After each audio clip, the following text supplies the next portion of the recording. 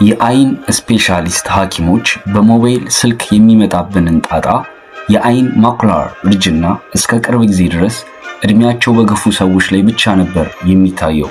አሁን ግን ከቅርብ ጊዜ ወዲህ ከ30 እስከ 50 ዓመት የሆኑ ወጣቶች ሁሉ ማኩላር ዲጄኔሬሽን የተባለ ወደ አይነ ስውርነት የሚያደርስ ህመም እየተጠናወታቸው መጥቷል ይላሉ የአይን ጠበብቶቹ።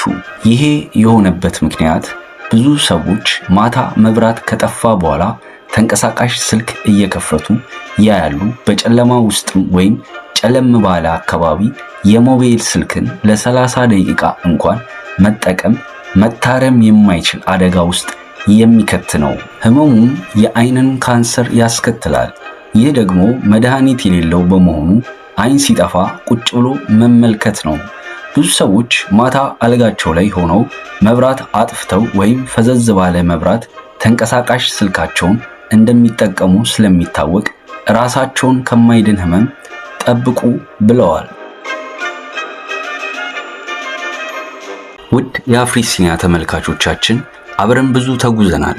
እናንተም ቪዲዮዎቻችን እየተመለከታችሁ እኛም ደግሞ እያዘጋጀናቸው ከአፍሪሲኒያ ጋር ብዙ ሄደናል። በያዝነው ዓመት መጨረሻ 100,000 ቤተሰቦችን ለማፍራት የያዝነውን ዘመቻ በመቀላቀል አገልግሎቱን ይደግፉ።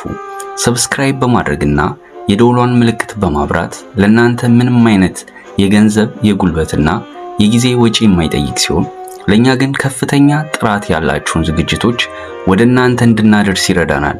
አሁኑኑ ሰብስክራይብ በማድረግ ይተባበሩን። እናመሰግናለን።